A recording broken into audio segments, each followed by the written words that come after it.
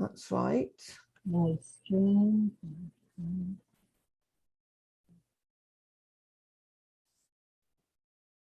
Okay, right. Now, then we need to go to, that's right. That's it. Okay, great, wonderful. All right, lovely. So now I go back to the Zoom. Super.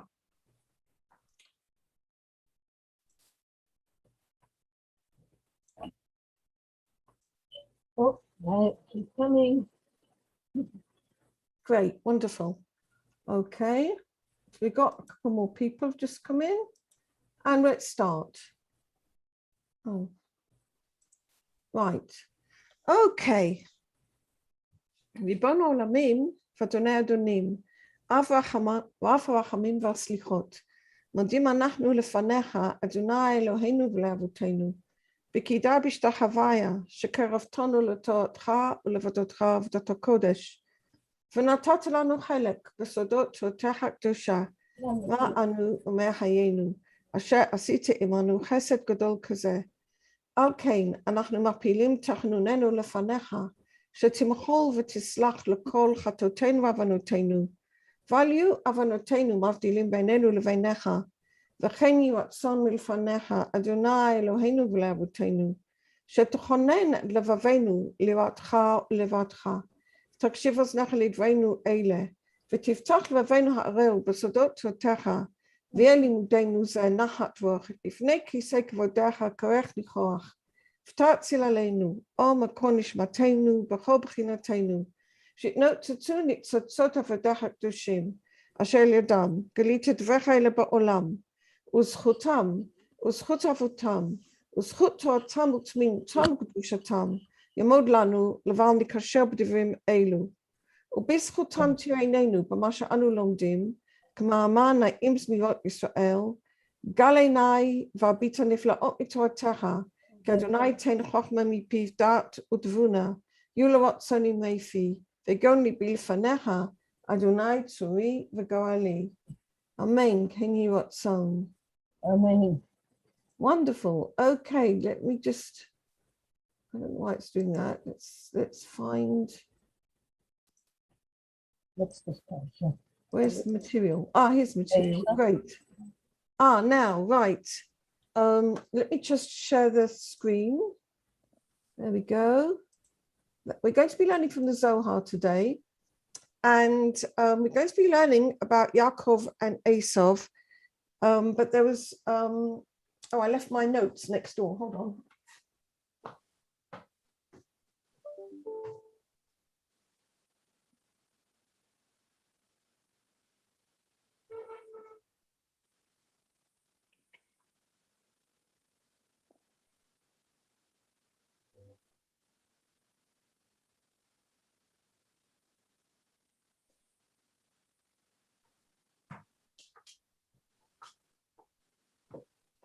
Right, good. Okay, I've got my notes now. That makes life easier. Oh, there was one thing before we start from the Zohar. There's one other thing I wanted to do. Let me just find it. It was a discussion that I wrote about how we can look at the whole idea of Yaakov and Esau as elements within ourselves, because we'll see in what I wrote. The finish of the story, of course, is in this week's Sidra in Vayishlach. Okay, so that's the piece that we're actually going to be looking at, how the story with Esau finishes. All right, and it becomes like part of the whole story. Now I need to share my screen. I don't know why it's doing that. Share my screen. That's what I want to do. That's what we want to get to. Share. Okay, now then. Oh yes, you can see that, all right, can you? Right, now I made it make a lot bigger so you can actually read it. Zoom.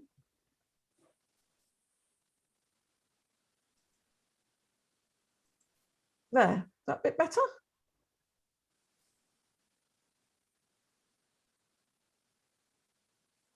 Maybe even a bit bigger than that. Oh, there we go. That should be good. Okay, so when we look at the whole story of Yaakov and Esau, we actually have to look at it, according to Rabbi Ashlag, as what's happening inside of us. It's the actual conflict between the Yetzer HaTov and the Yetzer Hara. And if we look at the story of Yaakov and Esau, how it develops from the beginning when they're inside the womb, and how different they are, and how their interaction develops with how they grow differently, and then you've got the interaction with the story of the lentil soup, you know, when the selling of the birthright. Then you have the blessings, and then finally you have the wrestling with the angel, and then the reconciliation. Okay, and these are actually the story of how we can relate to the Yetzer HaTov and the Yetzer Hara within ourselves. All right, and this is a piece of writing that I wrote for Kilatenu, which is a magazine for the Beit Midrash of Rabbi Gottlieb, who's one of the teachers of Rabbi Ashlag's work. And this is what I wrote, and I thought I'd share it with you today. The deeds of the fathers are a sign for the children. At first, we may find the story of Yaakov as completely inexplicable. I mean, when we look at it on the surface, it's just, how do we deal with it? Okay, we've got a brother who won't give stew to his older brother when he's going to die because he feels so terrible. The Yaakov is meant to be, you know, the choicest of the three fathers, the middle line, and yet he seems to be acting in ways which are deceitful. So on the surface, it doesn't look right. But the Ramban writes on Bereshit chapter 12, the deeds of the forefathers are a sign for the children.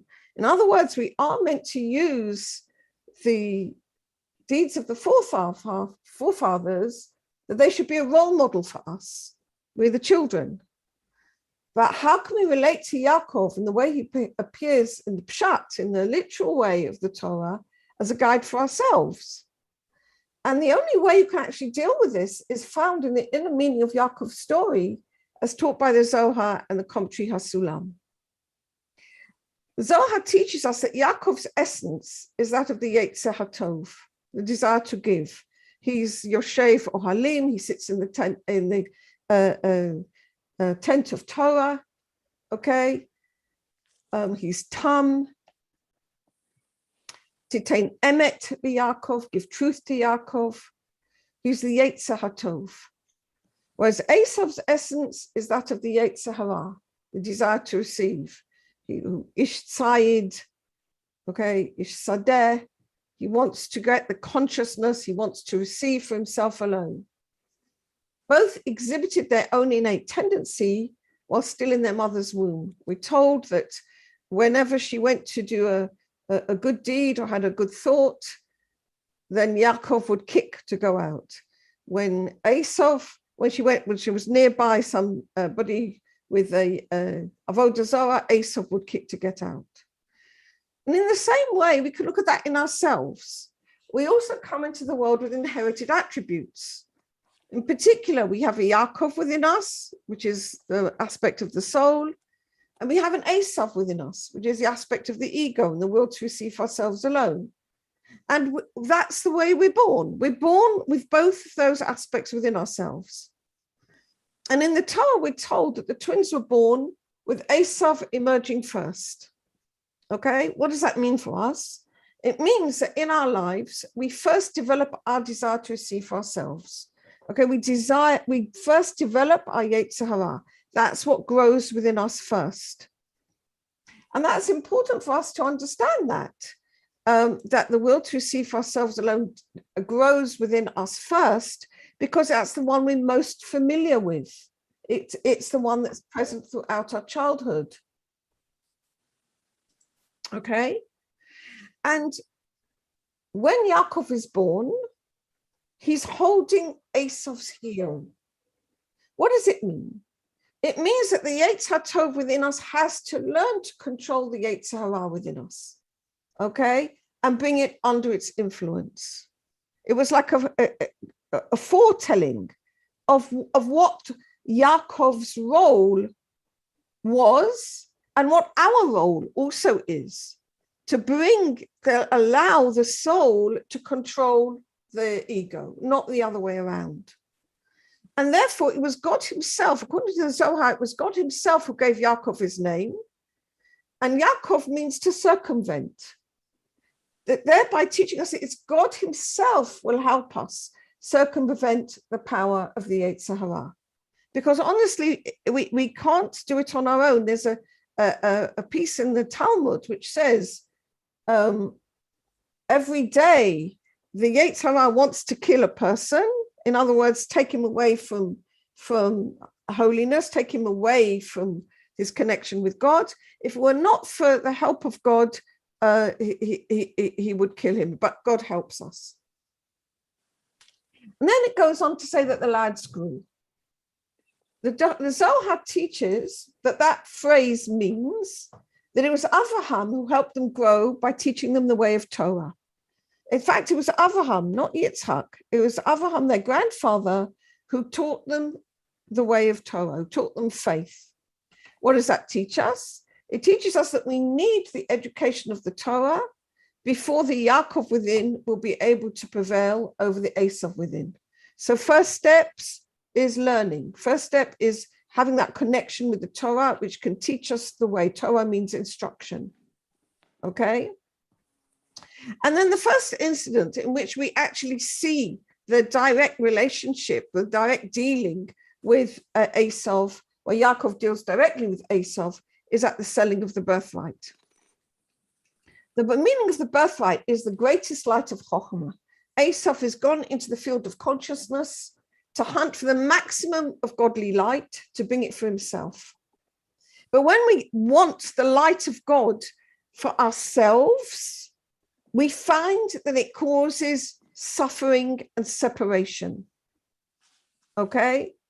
And the meaning of the birthright is the greatest possible light, the highest possible light of God. That's what birthright means. And Esau is pulling that light to himself, but he finds that it's causing him suffering and separation because he wants it for himself.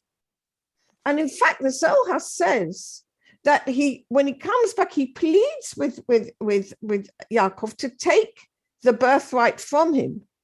And the Zohar even says he pleads with him several times. It wasn't just once, to take the birthright from him, even without any money, without paying for it, because it caused him so much suffering and separation from God. So when he comes back, he pleads with Yaakov for the lentil stew in order to revive himself, because he's become so separated from his life source. Now, what's the issue of the lentil stew? The lentil stew is something of Esau's own nature, because it is red, but fiery. But unlike the birthright, which belongs to the left-hand line, the big vessels of receiving, the big desires to receive, the lentil stew is from the middle line. The lentils are round. So everything in the physical world has its spiritual root. So lentils, actually, because they're round, actually don't have a big will. Don't have the spiritual root does not have a big will to receive. And Yaakov insists that Esau selling the birthright because he needs to stop Esau from using this great light. Okay, and he gives him something that is red, that is of Esau's own nature, which stems from the middle line, from the will to receive only for the sake of giving. Now, what does it teach us? It teaches us that we are able to deal with our wills to receive for ourselves alone. We can't just ignore them. We can't just throw them away. We can't pretend we don't have them. We can't deny them, but we have to deal with them by seeing something of their nature and giving to it. Okay? This quiets the great hunger of the will to receive oneself alone by giving to it something that will appeal to it, but which is not damaging. And this is what Yaakov teaches us. We have to give something to our wills to receive, but not something that will damage ourselves. For example, we all have attributes which we find difficult, okay? For a person might have anger, which is an attribute which, if we allow it to, just go crazy, it'll destroy our relationships, okay? But it is a force within us. So we need to give something to it. We need to acknowledge it, that we have that force, and then find the right outlet for it, okay? Passion, direct that energy into a proper direction, maybe creativity, maybe something which we can give anger, which we can put that energy into a proper way. So here, Yaakov is actually teaching us, you can't just ignore it. You have to give something to that Yetzer Hara, okay? Which will calm it down, but something which is not damaging. All right, so this is a very, very, actually, it's very useful advice when you think about it. Somebody spoke to me today that she felt that she has a tendency to laziness. I can relate to that one as well. I don't like doing things which I don't like to do. I tend to procrastinate as well. So we looked at it together and we said, well, yes, one can be laziness, but maybe the positive side of that is a person can be content and can have patience. He's not, on fire the whole time to do something. So there's a positive aspect, and we need to just find that positive and give to it. Okay. Now the next interaction is at the time of the blessings. This is the decision that will decide which aspect will dominate at the Gemara Tikkun. This is the meaning of the blessings. Will it be the way of Yaakov, the vessels of the Tikkun Bria, the correction of the creation, or will it be the vessels of the purpose of creation, the way of Esau? Now, the vessels for the Tikkun Bria, which is taking our wills to receive and correcting them for the sake of giving, which are vessels of giving, are actually not as strong vessels as the wills to receive are. The wills to receive, the vessels of the original vessels of the thought of creation, the Yetzer Hara, are actually stronger vessels, okay? But they have to come under the dominance of the vessels of Yaakov, otherwise they'll destroy the world. Okay, this is why the vessels of the Yetzer Hara, either our own or in the world, are actually extremely difficult to deal with, because they're very powerful vessels. These are the vessels, the original vessels that God created, with which we can receive the light of the purpose of creation. But they have to be corrected, they have to be rectified, they have to be brought into the framework of holiness. Similarly, our own Yetzer Hara needs to come under the influence of our own Yetzer HaTov, otherwise it will destroy us. But this is what's interesting.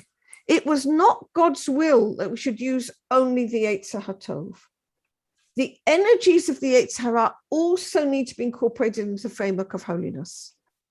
Because you could say, okay, just let's ignore my Yetzer Hara, let's put it on the side, and let's just use the Yetzer HaTov, okay? Now, that actually is the correct way of working during the time of the Tikkun Bria. During the time of the Tikkun Bria, which is during the until the Gemara Tikkun, that's what we're meant to do. We're actually meant to put aside our Yetzer Hara, okay, as much as we can, and as much as possible focus on giving. All right. And if we do need to relate to our Yetzer Hara because it's there, just give to it the minimum.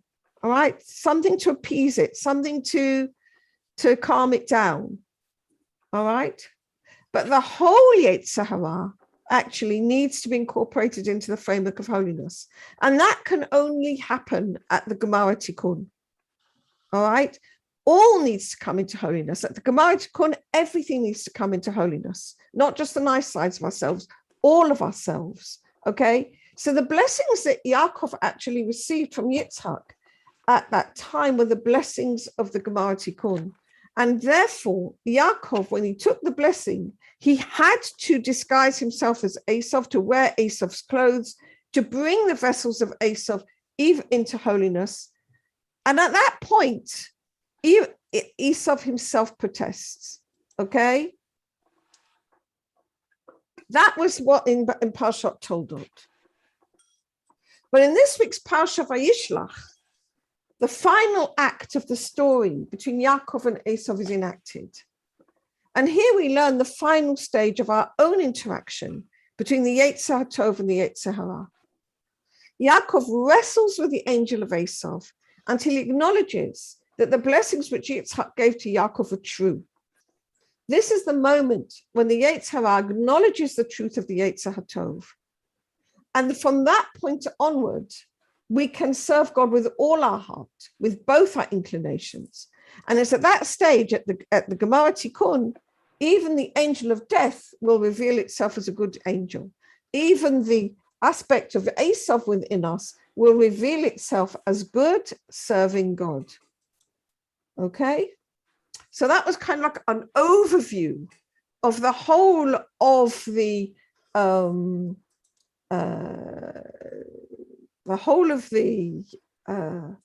interactions between Yaakov and Esau and what it means on the inner, on our own work. Okay? Any questions? Any comments? Everybody all okay? Right. Yes. That's going then. All right, wonderful. So let me start now with the Zohar. Now I made a note. Oh yes, here we are. Which piece to begin at? Because the whole of the story of the blessings and Yaakov and Esau, goes over, well, it's Toldot and Vayishlach, really. So I made a note, which place to begin? Kuf Mem Zayin. Okay. I'm sorry, I should have got this ready before. And I've got to do the accounts, and I just got involved and I forgot to get it ready. Kuf Mem Zayin. Let's find the spot. Oh, Lamed Mem.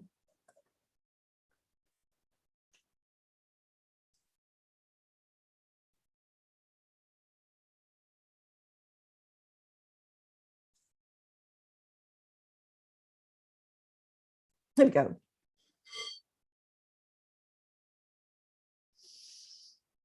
All right, so this is actually in Toldot, okay? We're going to start off in Toldot, and then finally we'll go to Vayishlach. There's a lot of information also in the Zohar and Toldot on Vayishlach as well.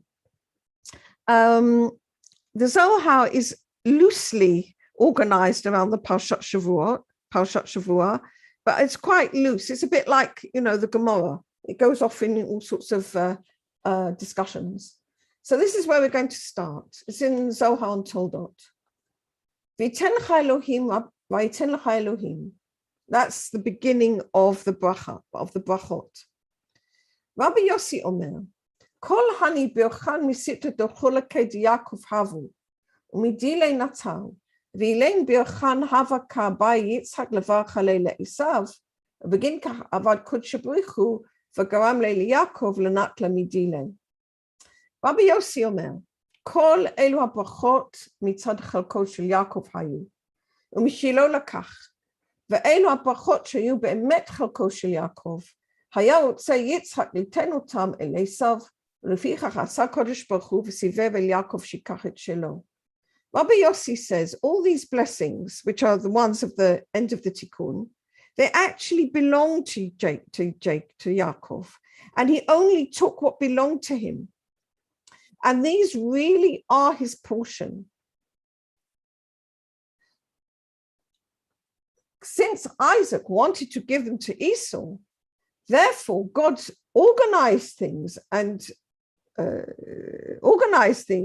that they would actually come to Jacob and he would take what was correct for him, what was right for him. Explanation. You already know that the issue of the brachot is the power of the Gemara Tikkun. Okay? It means that which vessels will dominate. And it's not obvious, because on the one hand, you'd say that the vessels of Jacob, of course, should dominate because they're in affinity of form with God, they're in dveikut with God. But on the other hand, the vessels of Esau are the stronger vessels which belong to the Gemara Tikkun. Okay? Now, how do we know they belong to the Gemara Tikkun? The Soda Katuv, in the inner meaning of the scripture, that's what Yitzhak told Esau, go hunt for me. And the word tzeidah with the hey, which is written a ketiv and a Korean ketiv there. It's actually written there in the Torah with a hey, teaches us that we're talking about the Gemara Tikkun, the correction of the Malchut of the Tzimtzum Aleph, which means the basic vessels of the thought of creation. Should it go through the way of Esau, or will it go in the way of Yaakov? Because this will establish that way for eternity. And we know that because of the breaking of the vessels, 320 sparks fell from holiness to the klipot, to their framework of evil. As it's written in the Zohar, right, those sparks fell to the klipot. Now, afterwards, the Creator rectified a portion of them. But because of the sin of the tree of knowledge, most of them again fell into the klipot. And all our work in Torah and Mitzvot is to restore those 320 sparks out of the framework of evil and bring them into holiness. And this is the inner meaning of the good deeds and the prayers that we offer up, which brings all the light that we receive throughout the 6,000 years of the world's reality. Okay, the prayers and the good deeds bring the light. And these clarify all the 320 sparks, that is through the light which comes from them, and then this will bring the Gemara Tikkun. Okay, that's what the Gemara Tikkun means.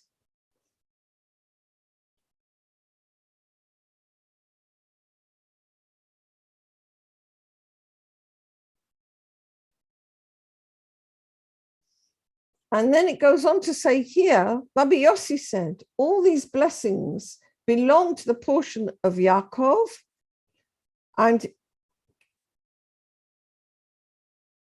because Rabbi Yossi thinks that these blessings belong to the Gemara Tikkun, and they are all the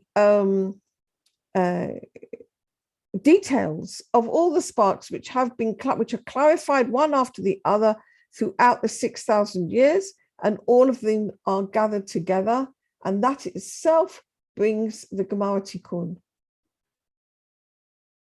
Right. That's the bit we wanted from there. Now, the next piece we wanted was Kuf Nun Daled.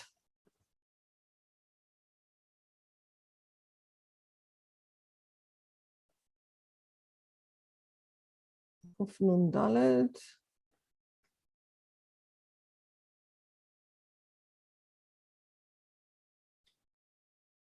Here we go.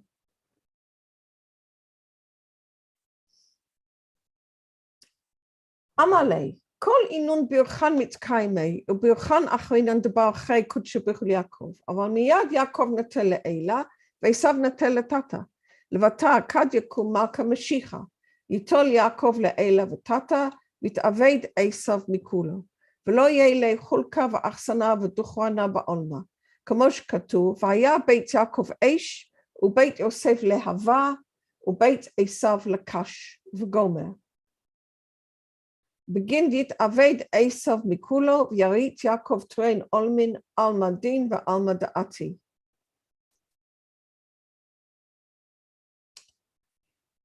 He said, oh no, he asked a question here. Rabbi Yossi said to Rabbi Shimon ben Lokania, Rabbi Yossi, the son of Rabbi Shimon ben Lokania, said to Rabbi Elazar, have you heard anything from your father? Rabbi Elazar was the son of Rabbi Shimon bar Yochai. Have you heard anything from your father? Why did the blessings with which Yitzhak blessed Yaakov why did they not be fulfilled? Why were they not fulfilled? Whereas the blessings which Yitzhak blessed Esau were fulfilled, all of them. I mean, we know the reality. The reality is that the Jewish people have been persecuted throughout the centuries. Okay, Baruch Hashem, we're coming back into our land. We've come back to Eretz Israel, but we're not there yet, in a sense. Okay, so why did the blessings not be carried out? And he said to him, this is the answer. All the blessings are established, including the later blessings with which God blessed Yaakov. They were all fulfilled. But in the beginning, Yaakov took only the blessings above, which belong to the higher worlds. The Shemaim va'aretz elyonim, the heaven and earth, a higher heaven and earth, a higher zerampin and malchut. Okay, whereas Esau took those below. And afterwards, when the Melech HaMashiach will come, when the Messiah will come, then Yaakov will get the blessings fulfilled both above and below. In other words, Yaakov deliberately refused to activate the blessings at his time in his life, preferring them to leave them to his children at the end of the tikkun. All right. So he did not receive the blessings for himself at that time. He only took the potential of them, and that was it. All right. And that's why they've not yet been fulfilled. They will only be fulfilled at the end of the tikkun. And then Vayevad Esau Mikol, then Esau will lose his dominance, and he will not have a portion and inheritance and memory in the world. And this is the inner meaning of what's written in the prophet Ovadia, that the house of Jacob will be fire and the house of Joseph will be a flame, but the house of Esau will be stubble, because Esau will at that point lose his domination, and Jacob will then inherit both worlds, both of this world and the higher worlds, both this world and the next world, both the higher world and the lower worlds.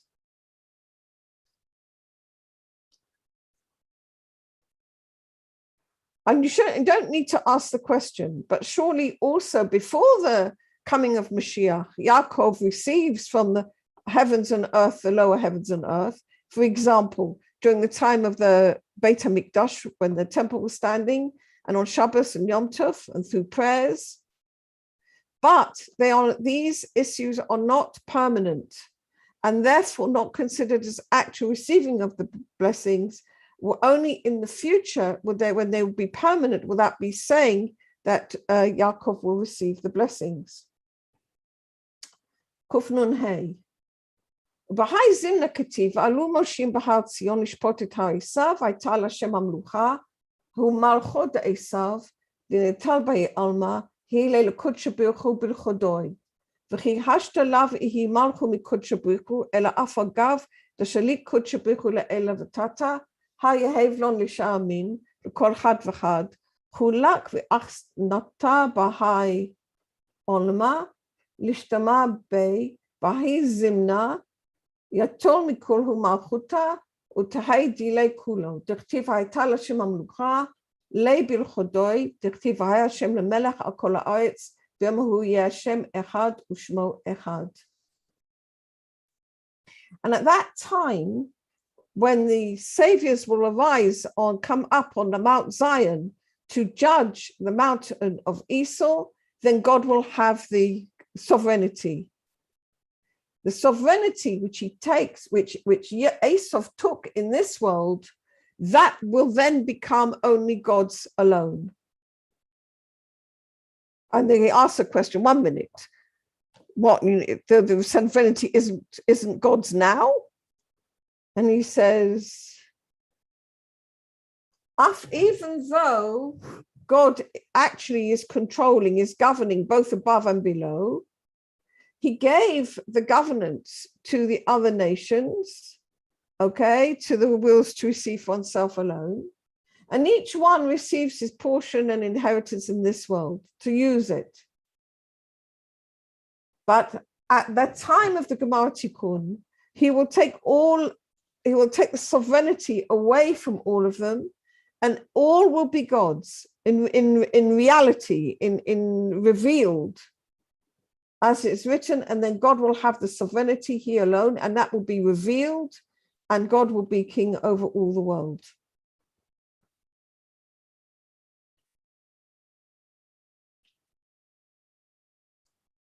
ויהי אך יוצא יעקב גומר, רבי שמעון אמר, אך יצא, תרי יציאות הללו למה? אלא אחת דשכינתא ואחת דיעקב.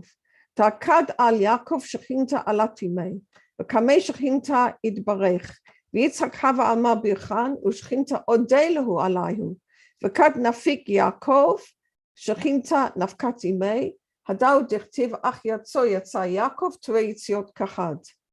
Now, at the time of the blessings, it says Yaakov had only just about gone out, Ach Yatza, and Esau came in. Okay? So why does he say Ach Yatza? Why do you have these like two exits? Rabbi Shimon said, these going out, why? Why is it double? And he says one belonged to the Shekhinah went out, and one was Yaakov. And one was of Yaakov, because when Yaakov came in, also came in the Shekhinah, and he was blessed before the Shekhinah. Because when Yitzhak said the blessings, the Shekhinah agreed with them. But when Yaakov left, the Shekhinah left as well. Okay?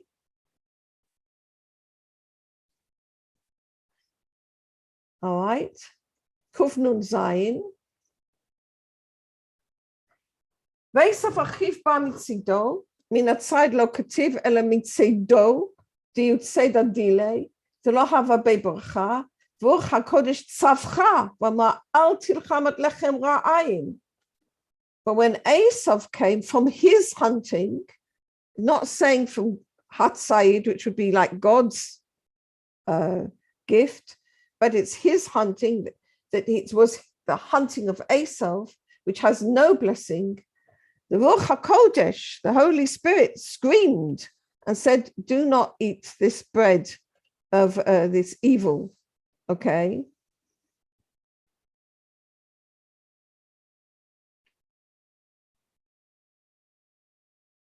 Right. We're going to get to the bit in Bashalach in a moment. Vayaskam Ahu matamin v'gomer yakum avi diburei hava ba'azut b'tkifo rucha mila deleit ba'tama yakum avi tachazi ma ben Yaakov le'Esav Yaakov amar b'ksifu da'avoy ba'nava ma kativ v'yavo el avi v'yomer avi ma ben hai lahai ela dela ba'lizdaza malel b'lashon tachnunim kum nashva v'achla nitzedi Ve'esav amar yakum avi k'mayin delo malel imei.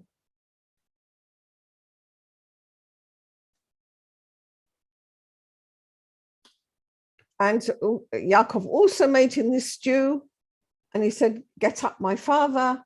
Okay, and he spoke arrogantly, but in an arrogant way. If actually there is a difference in the way that they addressed the father. Okay, once what Yaakov brought him the food and like he took it to him, Whereas Esau said, to his father, get up and get the food kind of thing. It was not so polite. Okay, so this is another aspect that the way that they actually approach their father.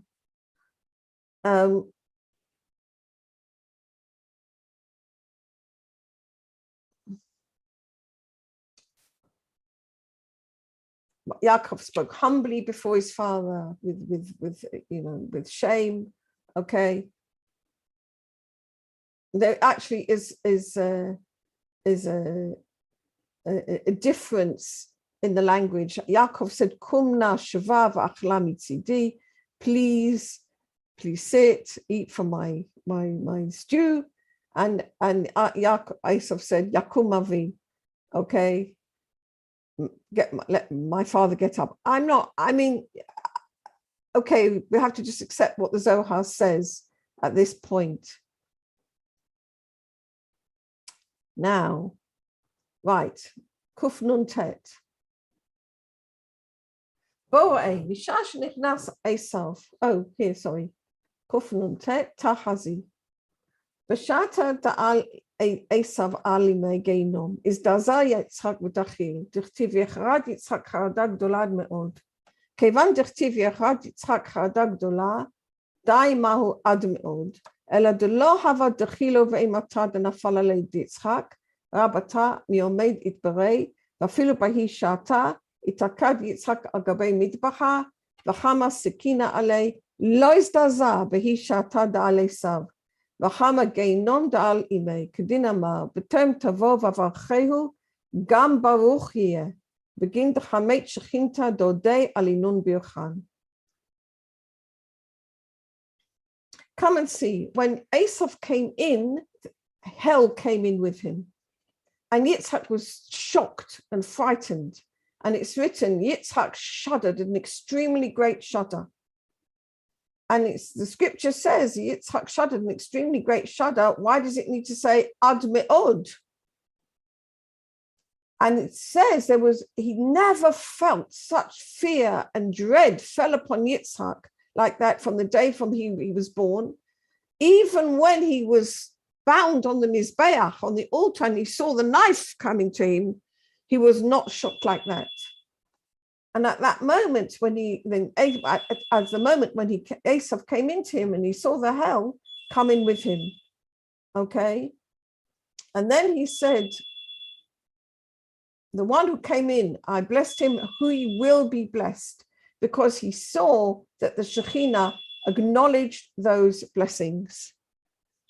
Right, now, Kuf Samach Aleph. Now we get to the bit that we want to do with the Vayishlach. Tahazi, Kula Odu Alinun Birchen, Ilai V'Tata'ai, Vafilu Iu Chulak Avdei De'isav, Odi Alaihu Barchei Ihu, V'Ode Alinun Barchan, V'Salkei Al Reishei Le'ela. Come and see, everybody acknowledged these blessings, the higher ones and the lower ones. Who's acknowledged these blessings so far? The Shekhinah, okay, and Yitzhak. And even the Hainu Samel, Saro Shel Esav, even the angel of Esau, who Shu Chelik Goralo Shel Esav, he's part of the portion of Esau, Hoda Aleihim, acknowledged these blessings. V'hu barcho, and blessed him, blessed Yaakov. V'hodala brachot, and acknowledged the blessings. V'aleu al rosho lamala, and raised them on above him, gave them to Yaakov. Klomar shenichna lefanav, he's subdued before him. He was humbled before him. So first we've got Yitzhak has acknowledged the blessings, Baruch Hu Yeh. The Shekhinah has acknowledged the blessings. And now the angel of Esau acknowledges the blessings. Kuf Samach Bet, Minalan, how do we know that? Dichtiv, as it's written, Vayomer Shalcheni, Ki Allah Shachar. Vayomer Lo אשלחך, כי אם ברכתני.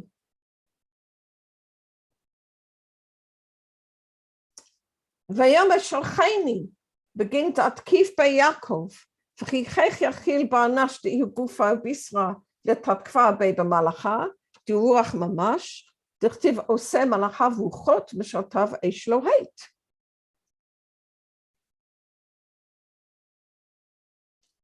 Where do we have that from? It's written when Yaakov was wrestling with the angel, and he says, let me go. Yaakov says, bless him. And he says, let me go because the dawn has arisen. And he said, I will not let you go unless you bless me. And V'yomer shalcheni, who let me go, mipnei shechzik bo Yaakov. Because Yaakov, he says, let me go, because Yaakov was holding him. And he asks the question, how can a human being who is flesh and blood, how can he hold an angel? Because he's spirit. As it's written, Oseh malachav ruchot m'shotav eish lohet. He makes his messengers spirits, his messengers are but flaming fire.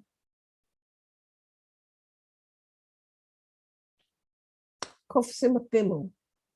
אלא מכאן דמלאכי שליחי דקודש ברוך הוא, כד אינו נחתין להי עולמה גלימים, ותגלימו אם מתלבשים בגופה, כגבנה דהי עלמה, כגין דהכי יתחזה דלא להשנאה ממנהגה דהו עתה דאזיל תמן.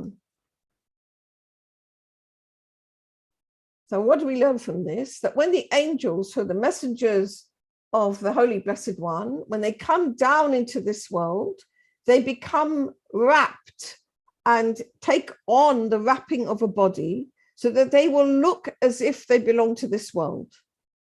And that's the way it has to be, not to change from the custom of a place that they're going to. All right.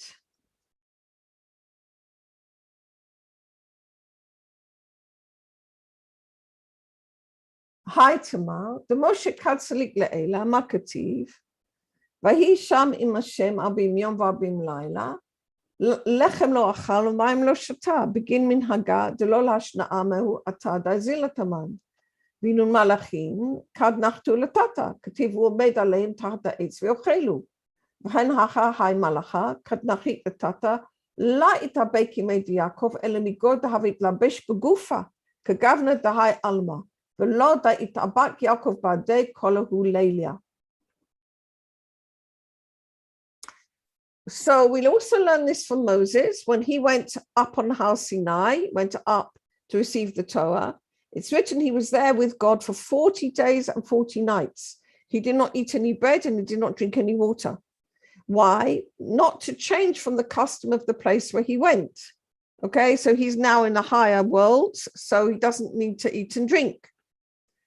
Also, the angels which came to Abraham, when they came down into this world, it's written, he stood over them under the tree and they ate.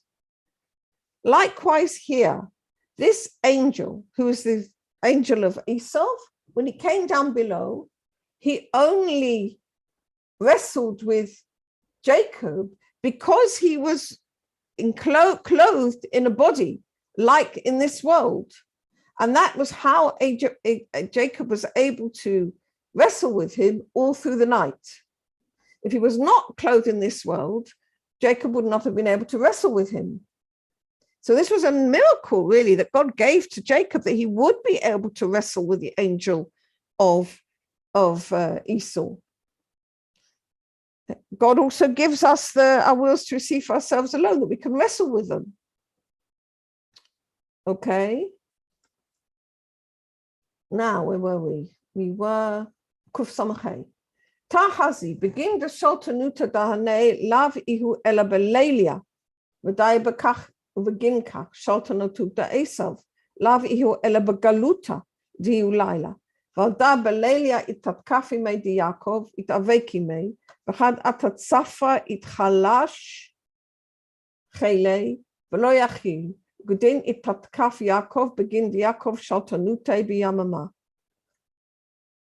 Come and see, because of this governance of the Sitra Achra is only in the night. The governance of the Esau within us, the governance of the will to receive within us is in the time of exile, when we're in exile from God, when we're not connected, okay? This is the governance of Esau is only in exile. Exile means when God's light is concealed from us, okay? That is the night. That is to say, when it's dark for us, when God's light is concealed, when he's not manifest, when we find it hard to have faith, all right?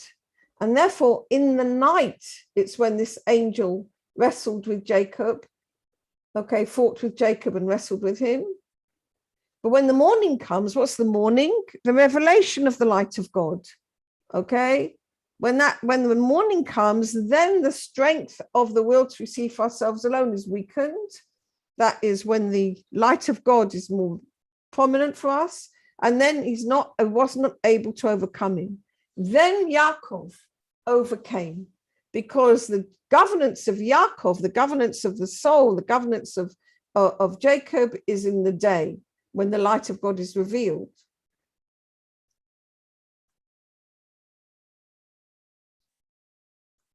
Begin kakativ. Masa doma elai korei meseir, shomeh ma milayla, shomeh ma milel. Tad kadesh sultanatuhu di David de Esav, diu seir. Valayla ihu begin kach itchalash. Kad atat safa, guden vayom eshalcheni, ki Allah hashachar. And that's why it says, Masa doma elai korei meseir. That's something from the Tehillim. No, not Tehillim. Tell you where it's written. Isaiah. And I can't remember how to translate that. Anyhow, what it means is calling from Seir. Seir is from Mount Seir, which is the place where Esau was given. Shomer mamilayla, shomer mamileli. Guards from the night, guards, it's all from the night. Because the governance of Esau is called Seir, which is in the night. And this is the reason why the angel's strength was weakened. This is the angel of Esau was weakened when the morning came. Then he said, send me away because the morning has come. Now the next bit is fascinating.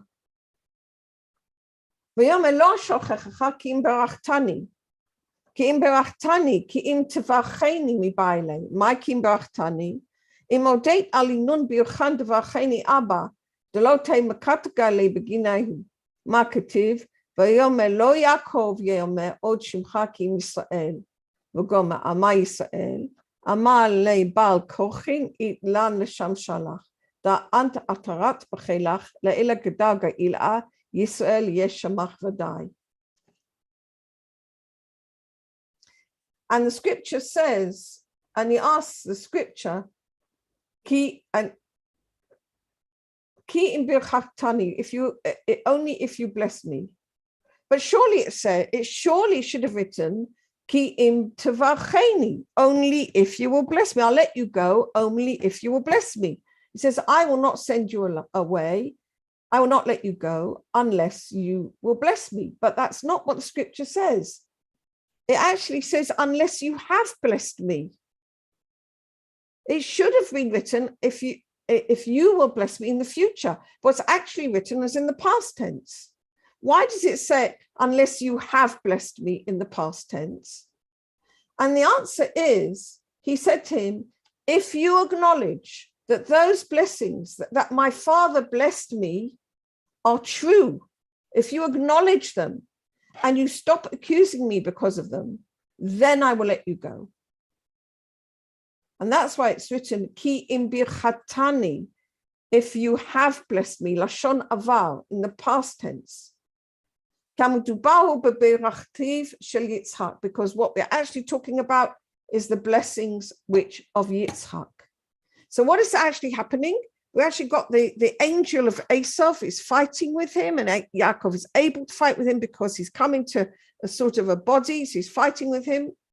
Okay, and Yaakov, and then he says, I've got to let me go because the dawn has come. And Yaakov says, I will only let you go if you acknowledge that the blessings that I got, if you acknowledge that the blessings that my father got, which were these blessings, the blessings that we discovered of the Gemara Tikkun are correct. Only then I'll let you go. Amazing. So this is how we finally get that Esau agrees that the Gemara Tikkun has to go according to the way of Yaakov, which is what we said, that ultimately the Yetzer Hara has to agree to be in the framework of holiness. And what's written? And he said, Lo Yaakov Yameh Od Shimcha Ki Yisrael. Your name will no longer be Yaakov, but Yisrael. And he says, why did he call him Israel? V'yeshiv she'amar lo, Bal kochenu aleinu sharet otach, ki b'rov kochcha nitautat lamala b'madriga elyon. And he says, against, we're compelled to serve you. For because of your strength, you have been crowned above on the higher spiritual level. Therefore, Yisrael will be your name. And then it goes into the technicalities about the partsuf of Zerampin, how the Zerampin has got the higher part is called Yaakov. Sorry, the lower part is called Yaakov and the higher part is called Israel.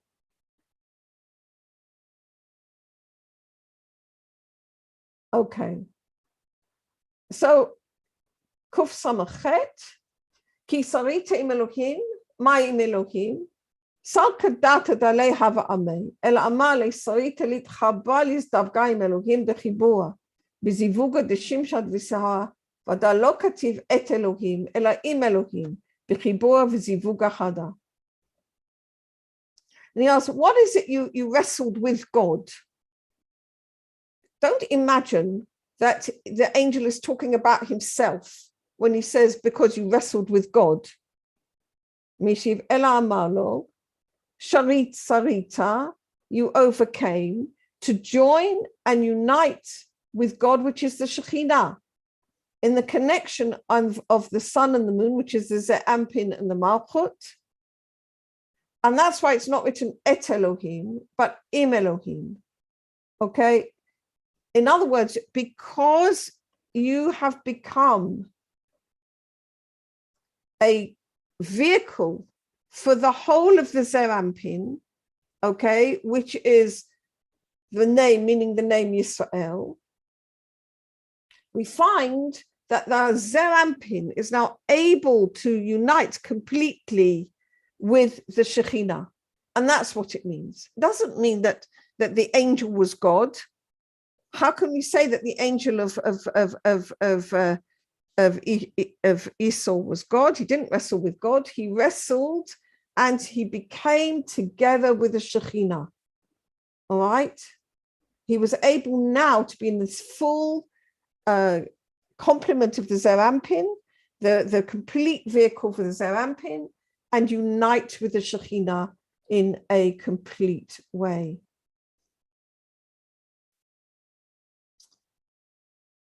Right. Kuf Samach Tet. Dvar chen, v'yome k'dvar chen, v'yome im shamo tishma. No, sorry, כמו שכתוב. ויאמר אם שמו תשמע לכל השם לוקחה, ובהכה ויאמר לא יאמר עוד שמך יעקב כי אם ישראל. כדין איתתה יעקב בדרגי, לנווה כללה דאברהם, מה כתיב ויברך אותו שם. מה יברך אותו שם? דעודי לי על כל וברכן דברכי אבוי. Another explanation. It's like you say. Now, this is from where? I've forgotten, sorry.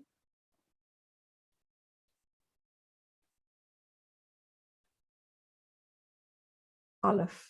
Oh, Shemot. Chetvav. Oh, gosh, okay, right. That was after the song of the sea. If you listen to the voice of the Lord your God, Vayomer. This, and he said, is to awaken, to listen to the voice of God. Likewise, Vayomer means he an awakening. And he said, no, your name will no longer be Yaakov, but Israel. That because you made this effort, your name will no longer be Yaakov, but Israel. Oh, this is so complex. Let's leave that bit alone. All right. Right. Sorry. We got the idea. Okay. And the bit that I wanted to bring here was, it wasn't the angel who changed his name. It was God who changed his name from Yaakov to Israel, because he had fulfilled both sides and incorporated the Yetzer HaTov, all the vessels of Yaakov and Israel together. He'd become complete, okay, at that point. There was one other bit that I wanted to bring. We've got time, well, sort of. Vayishlach. Oh, I stop the share a second. It's one tiny bit, but anyhow, I'll tell it to you because we're running out of time. I always had this question in my mind. Yaakov has fought with the angel of Esau. He's got the acknowledgement of the blessings, that the blessings really do belong to him. Esau has acknowledged it. Okay, this is all with the angel. Okay, so what's happened above is now going to happen below. And so you should imagine that Yaakov is going to set off to his meeting with Esau, and he should be quite confident of the outcome. But what do we find the next morning? He sends presents, whatever, that's okay. But then what really bothered me always was Yaakov bowing down to Esau. And that was like, what? What's going on here? How can Yaakov bow down to Esau? He knows he's overcome, that Esau has acknowledged the blessings. Why does it mean that Yaakov bowed down to Esau? And there's actually beautiful Zohar, which says that he saw HaKadosh Baruch Hu, he saw the Shekhinah standing there next to Esau. And so he bowed down to the Shekhinah. He didn't bow down to Esau, because how can he bow down to Esau? Esau is the Yetzer Hara. He can't bow down to the Yetzer Hara. That would be like bowing down to idol worship. But he saw, the Zohar says he actually saw the Shekhinah, or Kadosh Baruch Hu, I forget, actually standing there next to Esau. So he bowed down to the presence of God. And that's obviously what God wanted. And then Esau was reconciled and all went off peacefully at that point. Okay. And then we hear that Yaakov arrived Shalem to Shechem. And he after that meeting with Esau, he arrived Shalem. He arrived whole. Yehudah. Yes. Why was it that Yaakov was aware of what had happened between him and the soul of Esau, but Esau was not aware of what happened? Oh, that's a good question, isn't it? Well, first of all, we don't know that he wasn't aware. He might have been just, he might have been aware. I mean, I don't know. I mean, certainly he acted in a conciliatory way. In fact, he hugged him and kissed him. I mean, of course, there's all sorts of explanations that he tried to bite him, whatever, but and also they made it sound like, he was acting beyond his own personal control, if you know what I mean. Yeah, definitely.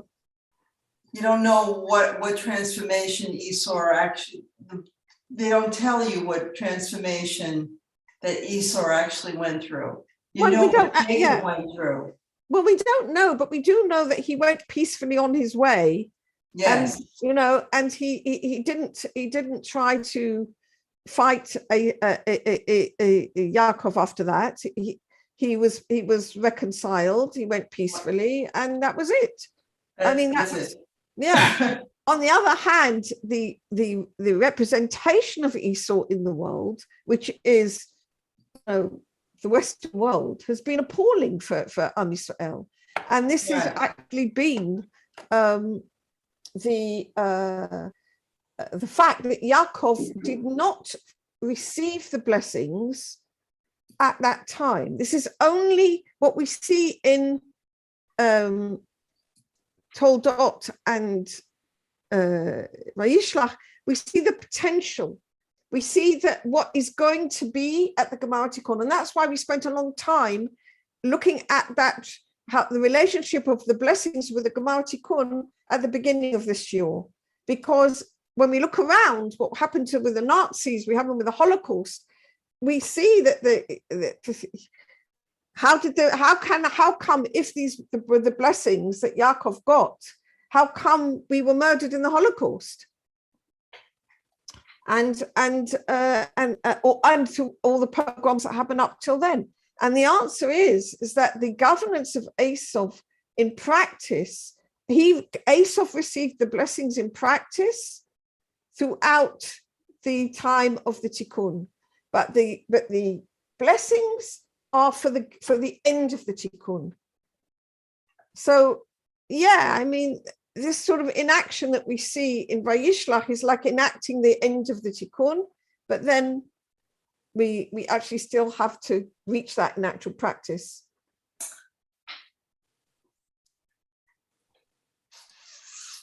Gotcha. Okay. Yeah. All right. Mhm. I think it's a fascinating passage, this whole thing. I think it's a beautiful, beautiful Zohar. I really do. It's dealing with their present and the future and our past and our future. Yeah, that's right. That's right. Absolutely. I think it's just fantastic. I really do. Because like I say, I don't think if you look in the Pshat, none of this makes sense. It doesn't make sense without the Zohar to explain it. It doesn't make sense. No. When you have the Zohar to explain it, it just opens up amazingly. Okay. Wonderful. All right, my dear ones. Yehudah, Good Yeah. night. we'll Shabbat learn something shalom. about Hanukkah next week. Oh, when's Hanukkah? It must be soon. No, Sunday in a week, Sunday. not this Sunday, the Sunday after. Oh, Next okay. Sunday. That's a good idea. All right, see what we can do. That's a grand idea. Thank you. Okay. All right, Learn something lovely. about Hanukkah. Nes. The Ness of Hanukkah, beautiful. All right, very good. Very soon. So it is. My goodness, I'm having difficulty catching up with myself. Everything came early this year. What, love? Everything came early this year. Yeah, it did. Yeah. Yeah. I mean, it's still hot here.